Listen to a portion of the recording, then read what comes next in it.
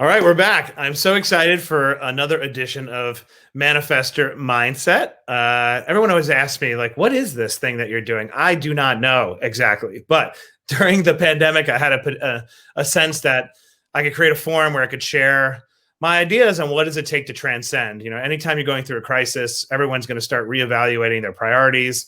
They're struggling with all sorts of issues. And I thought if I have a little bit of extra time between 4 a.m. and whatever time I could fit it in, it would be nice to share my journey, but more importantly, the journey of people that inspire me that have transcended. And I know everyone out there has a dream and is questioning, why am I here? What am I doing? How can I do it better? And hopefully this is a warm, safe place where you can play with those thoughts. And I just keep curating amazing people to talk about that journey. And today I have somebody fantastic. Make sure you ask your questions, and I will do my best not to monopolize the whole conversation. And Heather on my team will throw those questions up towards the end and we'll get to them. But today I have Michelle Cordeiro Grant, an amazing entrepreneur who founded a company called Leisurée. I know so many people out there are fans of them, including my wife, who's hiding right behind me. She doesn't want to get on camera today, but she's a big fan.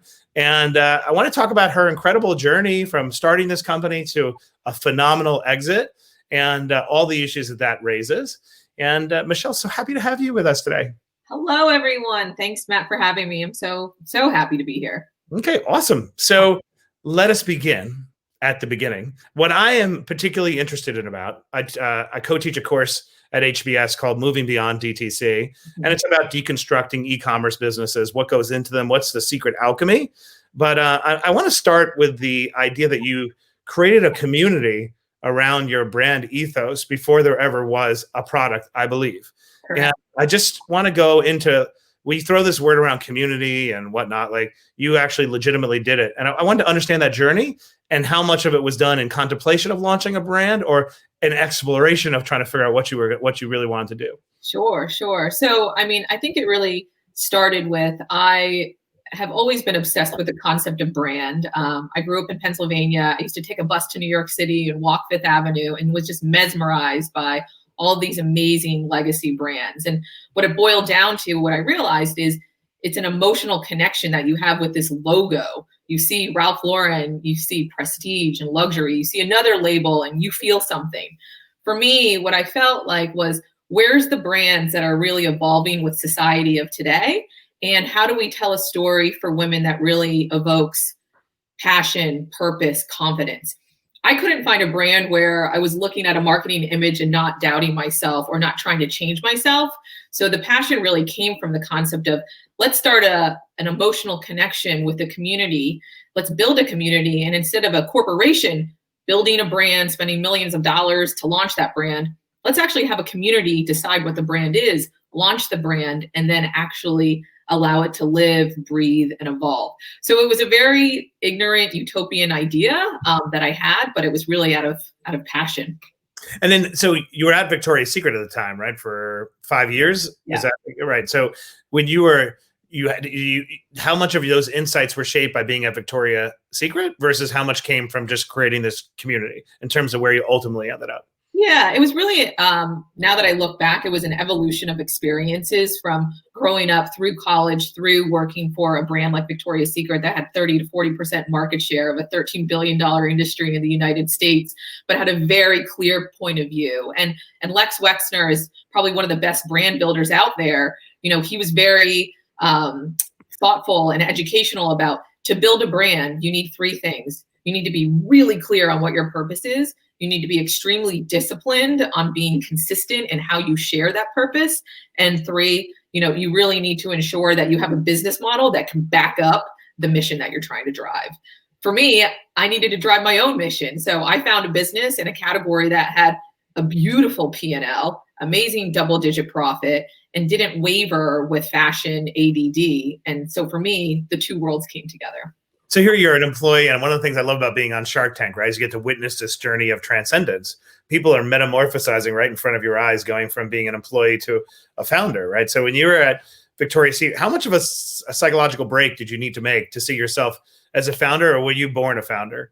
Yeah, I didn't grow up with the word entrepreneur. I didn't, I never was like, I want to be an entrepreneur when I grow up. It was more so that I had a moment when I was working in corporate America that I had gotten married, and I looked at my bosses and my leaders and my mentors, and I didn't see a life of both personal and professional being achieved. It was like all work and not really a lot of personal achievement and fulfillment, or all personal where women were taking a back seat on their careers. And so that was a personal moment where I decided I needed to create that space because it doesn't exist for me right now. And I love work so much that I'm going to be the one that goes all professional versus investing in personal. So I figured, at the age of 30, 31, I started to think about, well, where do I want my life to be in 10 years? I want to be winning at both, and I want ultimate fulfillment. So I need to create a company and a culture in which I can do that and perhaps provide it for others. Looking back, I actually, one of my bosses showed me a review that I wrote in 2008, and it said, where do you see yourself 5 years from now? And I wrote CEO of my own company. I don't remember writing that, but I think that's when it started to matriculate. I love that. What a great story. Nice that he saved it, by the way, and to bring it back. So by that point, you had become comfortable with that idea, highly intentional about it. What I find fascinating about this idea of creating a community, I think some people erect barriers to their own action. They think they need to have a game-changing like product or like an invention, and don't realize that often it's just about improving upon something that already exists, or sort of a little bit of an insight. For you, how would you crystallize that insight that you got from your work experience and community that got you to actually launch? Yeah, I would always say, Steve Jobs said it best. You don't have to be first, you just have to be better, right? And so that's what I felt was, I don't need to be first in terms of creating a category or inventing something. This category already exists. It's 13 billion more in the United States alone, and had very few dominating players, which to me showed an opening, an opportunity to really get in there and transcend it and disrupt it in a way that was more relevant to women. It's awesome when you can find a profitable category that people hate, that is a chore, or that is excluding people, right? And I read Blue Ocean Strategy, and I really got fascinated with Yellowtail and what they did with wine, and Nintendo with Wii, and all these different things. I'm like, well, I can do this in my category. I understand it, and I understand what's missing. So I figured, let's solve a problem within an amazing business, within an amazing category, and really inspire women to want to love their bras, have style, have comfort, and actually enjoy the category. That's for them. When you were getting to, you didn't have a co-founder, right? So when you were getting ready to launch, did you audit yourself and say, I'm missing some competency, skill set, whatever? I got to mitigate. I yell at people. I throw coffee mugs. I don't know. Was there anything that you felt you might be slightly deficient? Yeah, it's actually one of the things that I think I actually did well the first week. So I left my job on a Friday, and I started Brand X on a Monday because I wanted it to be legit. So came in at the same time, sat in an office. There was no one but me. And the first thing I did was write a list of all the things I was terrified of. What are all the spaces within the business that I know nothing about? Fulfillment, customer service, digital marketing, all of these blind spots that I needed to fill. And I immediately started just hitting LinkedIn, hitting all of my networks, and creating what I call like my back in terms of, hey, Jason, if I have problems with customer service, can I call you? Hey, can I get you a juice so you can tell me about digital marketing? And just started to build that bench. I love that story. I talk about this a lot because people will say, how do I find a mentor? I hate that word, because what it sometimes signals to me, how do I find somebody to basically outsource some area where I have no competency and really let them take care of it? Right. As opposed to, I try to have relationships or seek out help in areas that I am lacking or that I need more bench, right? But not necessarily a mentor, because it's abdicating, right? Like you, as a CEO and founder, like you have to have a degree of competency in every area. Doesn't mean you need to own it, but you need to know how to deploy it. So I love the idea that you, rather than getting a co-founder who maybe have had certain areas that you thought you needed, like customer, whatever, the customer retention. Right. And then 3 years later, when you finally have that competency, you're like, now I'm annoyed because your intrinsic motivation is lower than mine. And we don't really know each other that well. And that problem I thought I was going to have 3 years ago, that problem's gone. Because so many times I step into a situation where there are two people and it's like the marriage didn't last. The marriage couldn't outlast the problem being sort of solved. But you had the confidence that you could do it. Where did that confidence come from? I mean, was that cultivated, born with it? Did you work at it? I think I'm really fortunate that I'm the daughter of two Indian immigrant parents that came here and built a whole nother chapter for the Cordeiro family. And I think just always putting my mind back to what was it like to live in a whole new country by yourself and start, an educational, professional, and personal journey. I think if they could do that, I could probably start a company. Oh, good. Look, not to mom and dad. Props to mom and dad. Yeah. And all of our issues go back to childhood, good and bad. That's just unfortunately inescapable truth, right? Yeah. And I also had experienced, a startup in between Victoria's Secret and Lively where I saw co-founders, investor relationships, and so forth. And I thought, look, these are mini moments that you need to get through. And perhaps it's not about having a co-founder, it's having a bench, or even, I didn't have a C-suite at Lively. We're just looking to build one now. It was more so, let's bring someone in to consult as a CMO. Let's bring someone in to consult as a CFO. It doesn't have to be permanent. You can test things out and figure out what you need in those moments. That's really smart. By the way, reminder to add, post your question. The story ends really well. We're going to get to it. I'm unpacking it slowly. But so you choose to launch. So did you tell me how you approached fundraising and all those issues from day one? I was very backwards in all of it. One, I thought about, okay, this was a time in 2016 that you could find funding in New York if you had a great deck, a great idea, and really hit your network. But what I realized is I wanted an investor that was going to give me more than the funding, more the strategic and the vulnerable spots. So I actually went and found a supplier in the lingerie space because a bra is 25 to 40 components in one product. So how do you make that scalable with size range and at a price point that, is really approachable? A supplier that has your back and is really interested in both sides, seeing your company have an amazing turnout, but also create something unique. So my first investor was Gelmar Industries, which is one of the largest manufacturers of lingerie for Walmart. And that CEO saw this opportunity that I saw, and we partnered. This was pre-launch. Lively didn't even have a name. So it was basically like, hey, I can build brand, you can create product. Maybe there's something here. And it took about 9 months for us to figure out what was here. Great. That's actually unique. How's the partnership been throughout the journey? I have to say it was probably the best decision that I made because one, they built a factory for us before we even launched because our product was very unique and I really wanted speed to market. But two, we were able to really scale the business together and now create a new business model for others to really look to and replicate. I think we set a new precedence for what fundraising could look like for consumer product companies. To be honest. So at launch, was your vision principally e-com DTC, or did it always incorporate brick and mortar? How did you marry that? Yeah, I mean, I think ultimately, if you are going to be a brand that has staying power past the 90% failure rate of 10 years, you have to think multi-channel. You can't just think digital. For us, we thought digital was the best and the fastest way to get organic proof on if the brand is something that people want. It's the fastest way to cast a net, obviously, right? But really thinking about how do you incorporate physical and create the physical journey was something we were always keeping top of mind. Yeah, that's a mistake a lot of people make because they confuse the notion of a branding exercise and getting traction via digital with the idea of building a brand that's going to last a long time. And without physical touch points, no brand will endure forever. Yeah. It's just life. You got to be omni-channel. So you launch. Do you always have, how much did with the manifestation at exit, which we'll get to, how much did that match the PowerPoint on day one when you met with your first investor? I would say that it evolved very drastically. I would say the core fundamentals of what Lively stood for, which was to create a brand that inspired women to be passionate, purposeful, and confident, stood. Number two was this very ignorant and utopian concept of price equality, where you could build a brand where the product was all one price and you would never have to mark it down or put it on sale. Still holds true.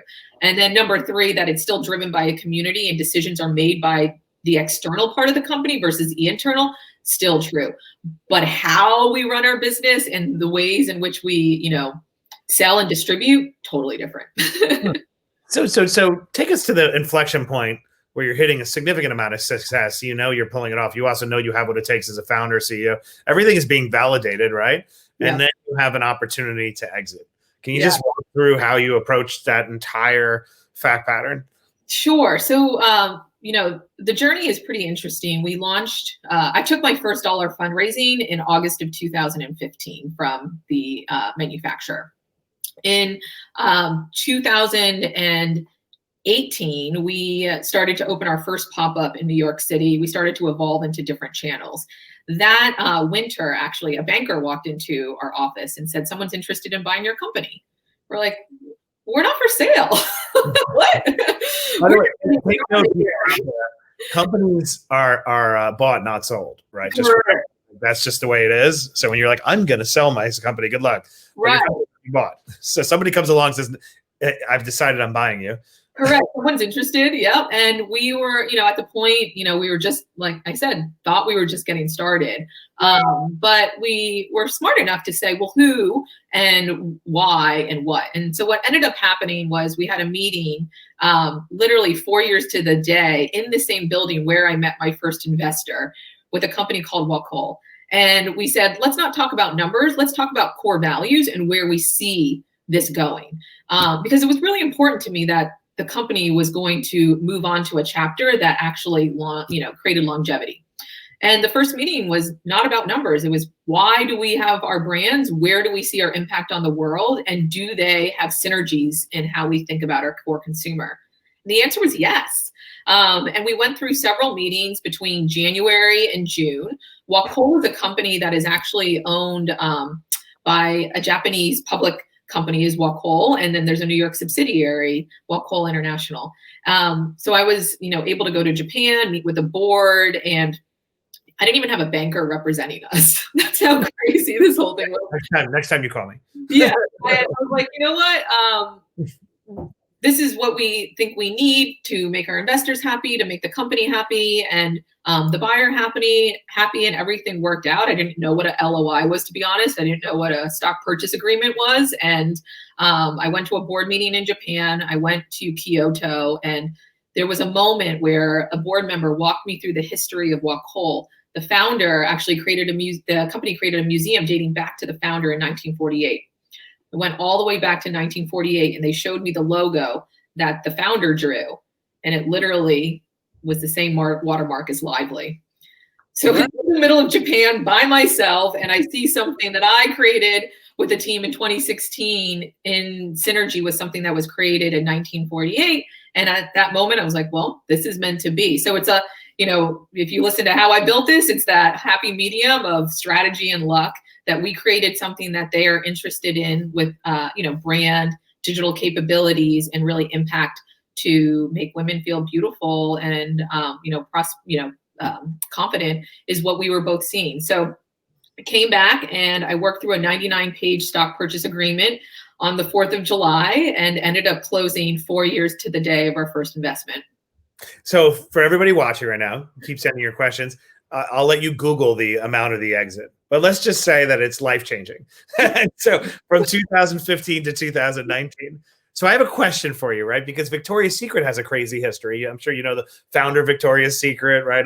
Sells Victoria's Secret to Wexner when it only has six stores. You were 4 stores. There's a little bit of parallel. But yours, I can see how thoughtful you are. How did you mitigate future seller remorse and also make sure your life was the kind of life you wanted because you had experienced autonomy for those 4 years, right? I'm just curious for anybody out there who's contemplating a sale, I'm sure you thought through how to mitigate potential future downsides. Sure. I would say number one, if you've ever bought or sold a house, your first offer tends to be one of the best, if not the best. By the way, pay attention out there. That is totally true. And it is always true. Yeah. Right? So that was always in my mind. Number two, Bobbi Brown had a very similar story where she had, Bobbi Brown, the company for 4 years, had 2 children, moved to the suburbs, and was the same, age as I am now, and ran the company for 20 years and took it to where it is today. So I saw that as an opportunity to say, one,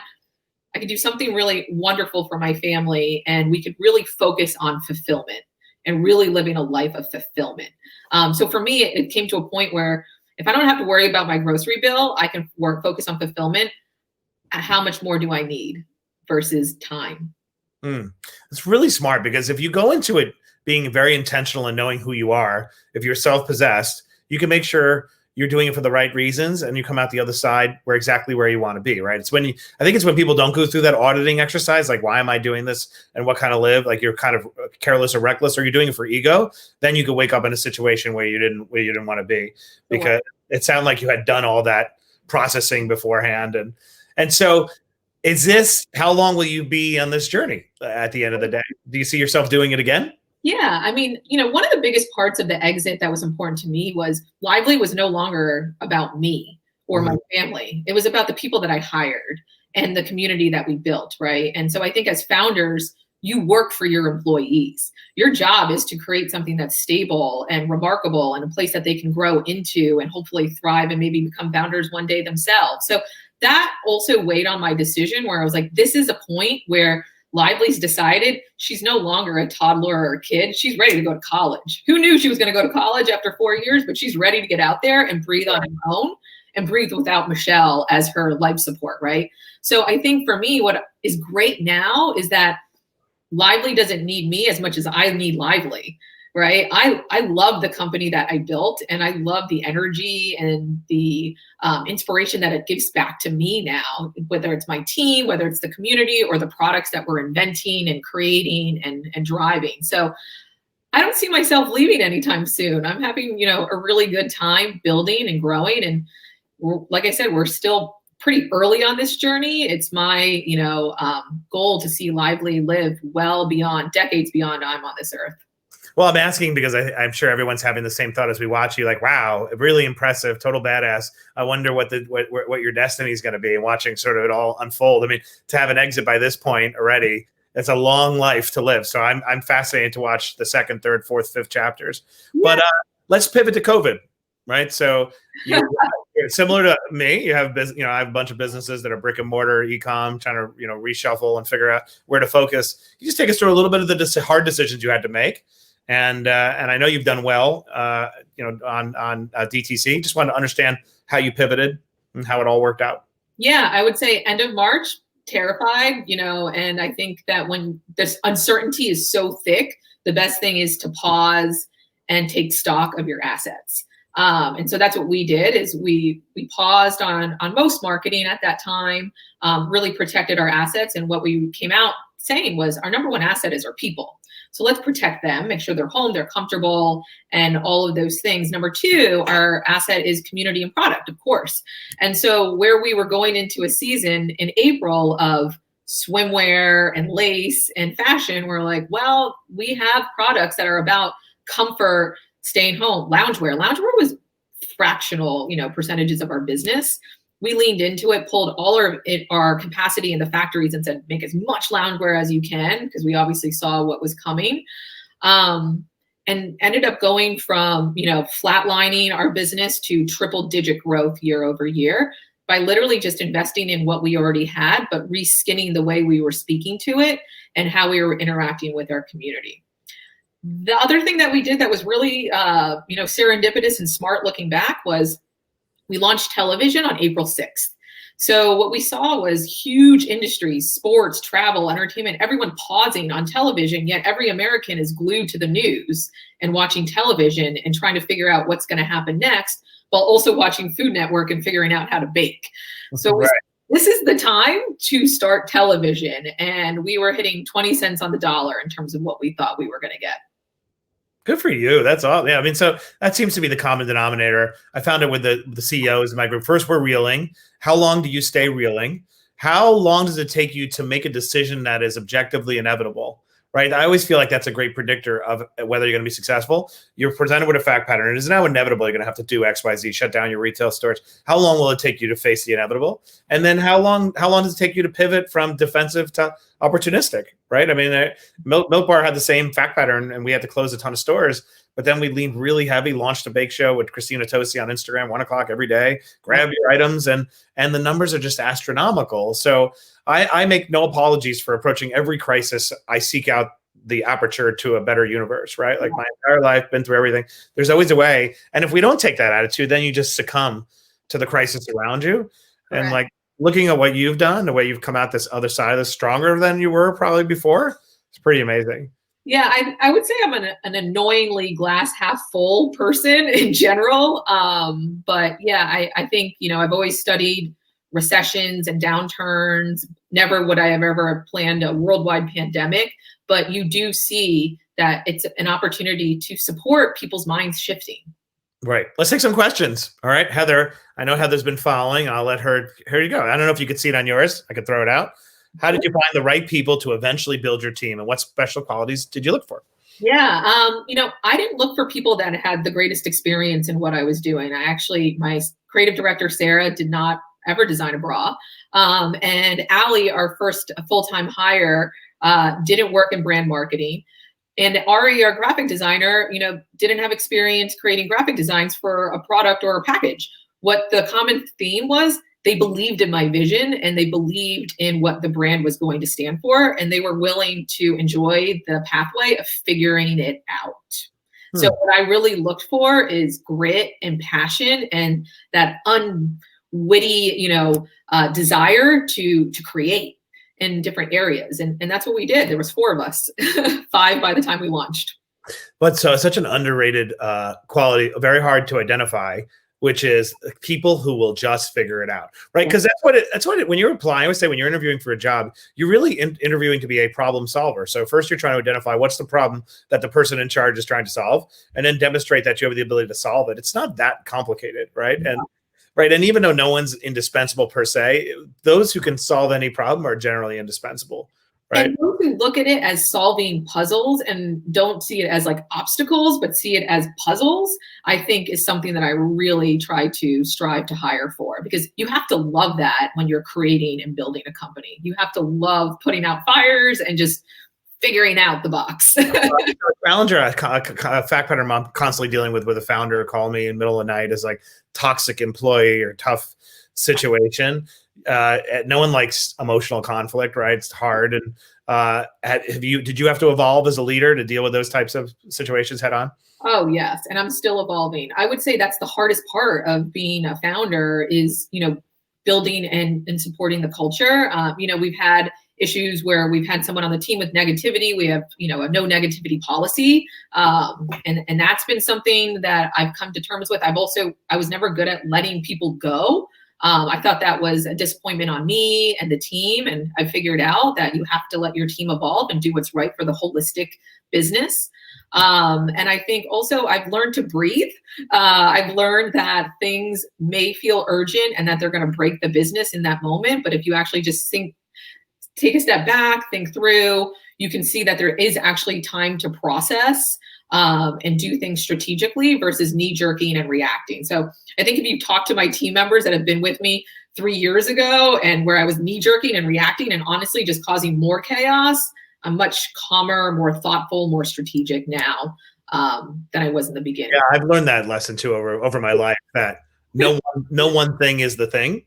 You know what I mean? Something you'll think that, that's the thing. That's the thing that's going to bring me down, bring the business down. It's going to everything. No one thing is ever the thing unless you let it be the thing. Yeah.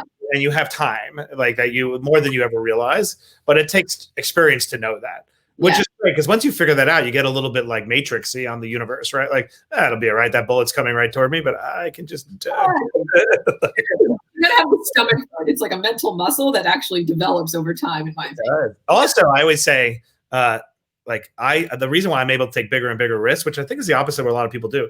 I think you have to work to define your needs as narrowly as possible, the more successful you become, because your success becomes its own prison, right? You don't want to compromise these great gains. Whereas I'm always just trying to bring it down. Like, got my wife, got my kids, don't really need, my epitaph is written, happy with what it says, right? Yep. Herein lies a great dad, did the best he could. And then I don't really care, all right, take it all away. And that makes you always want to play with the house's money. That's something I learned after having cancer. Like, we're all going to die, including me. And that's actually not a bad thought. That's a liberating thought. Right. And never want to be so vested in your material success that you're afraid to lose it. Right. And so it kind of brings it down. Mark, I'm taking your time. I'm sorry. Mark, what was the toughest part of swimming against the tide of conventional thinking? I launched an agency a year ago and I'm hitting headwinds and trying to change the game in a couple of areas. When the powers that be push back, what's the best way to break through? Great question.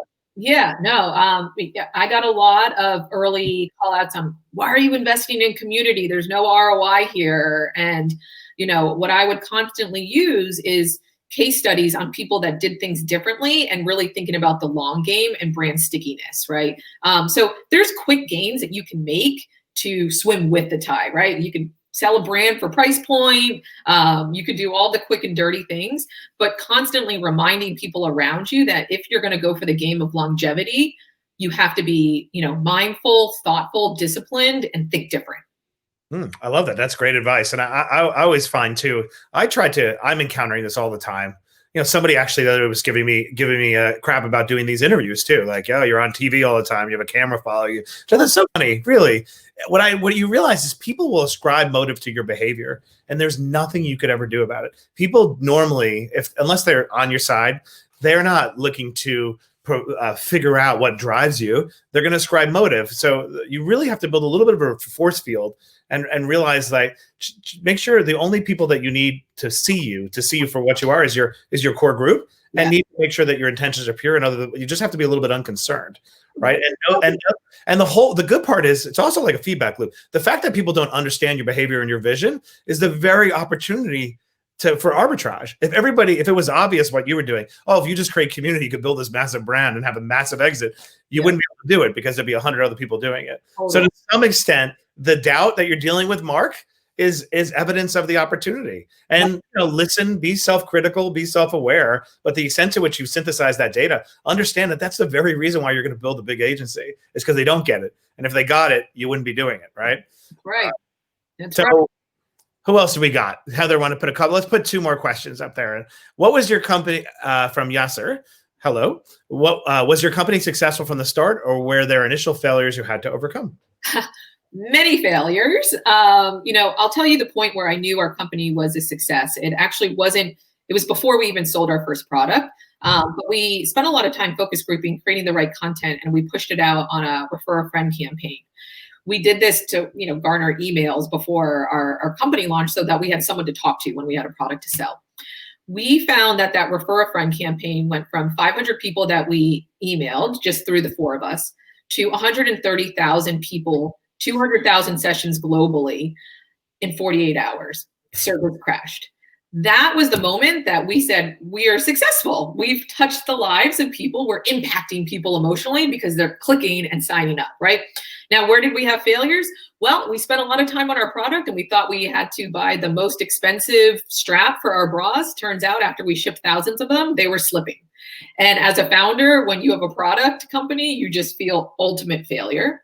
And all we did was we were human about it. We emailed everyone and we said, hey, we messed up. We put the wrong strap on. It's too slippy. And we were going to send you a new one. And we owned our mistakes. One other failure that I'll tell you that was a very dark time for me was Google. And, we are organic, obviously, with Google and paid with Google. Well, we relaunched our site after 18 months. I didn't know that Google resets when you relaunch your site, that you have to have it recrawl your whole site. So we lost all of that organic momentum. And I came in and was just crickets on our site. Where did they all go? A month before Cyber Week. So the point is you will have failures. I use them as nourishment for my mental muscle to get up, dust it off, and take bigger risks and have bigger failures in the future. Those are two amazing examples. I talk about this idea of how to process failure. For one, you don't fetishize it. Nobody wants to fail, right? But the point is you don't want to avoid pursuit of success for fear of failure. But what you just said is remarkable. Those are two very fundamental things going wrong. Like, these aren't ancillary things going wrong, right? What I find the most successful people like you do not enmesh their identity with an act of failure. You're able to say, I have failed here, but I am not a failure.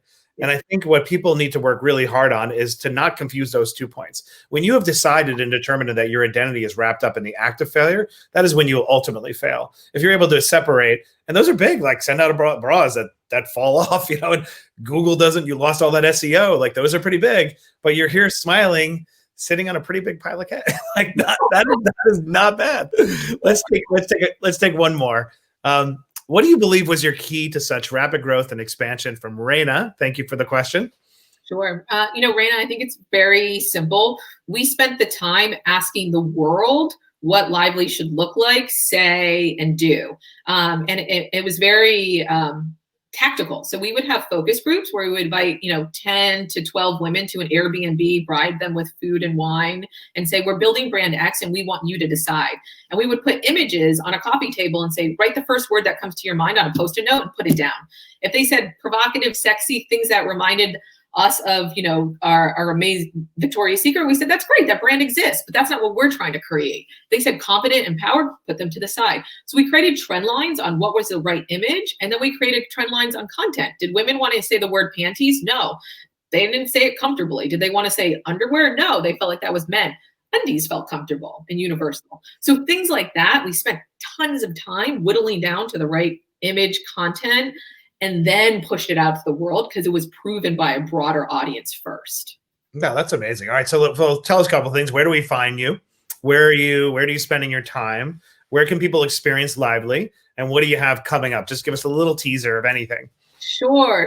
So, Lively can be found at wherelively.com and at wherelively. I can be found at the Michelle Grant on Instagram. And I'm spending my time in the suburbs of New York. I'm in Manhasset with my 2 children, 6.5-year-old Lydia, 3.5-year-old Jack, and just really loving the idea of building Lively while also focusing on being a mom and a wife and really gravitating towards the concept of time as my greatest asset. And any kind of big rollouts of the company coming up that you can tease for us? Sure. So, Lively started with bras and undies. We've expanded into eco-friendly active loungewear, and we have some new exciting products coming out in the self-care space that you should definitely tune into our Instagram to find out more about. Do you ever, I'll leave you with this. Do you ever invest? Do you ever do early stage investing, help other founders? I do. So I started naturally to pay it forward. And honestly, it's something that really gives back to me personally. So I have been angel investing for the last year as well. I say this because as I talk to you, a vision is unfolding for your future. I feel like you're a future guest shark. I don't know if you watch Shark Tank. I know I'm feeling it, and I'm pretty good instinctively. I think your advice is amazing. The way you approached it, it's very useful. I feel like you could do a lot on behalf of entrepreneurs who want to follow that journey. So I'm putting it out there. I like to make predictions and then be right later, so I can show self-servingly this little clip to everybody. But I think you would be great. So that would be wonderful. But yes, I do love to help. Awesome. Well, thank you so much for your time. Congratulations on all your amazing success. I want to check back in again in another year and see how you're doing. Sounds great. All right, take care, everyone. All right, everyone. Have a great day.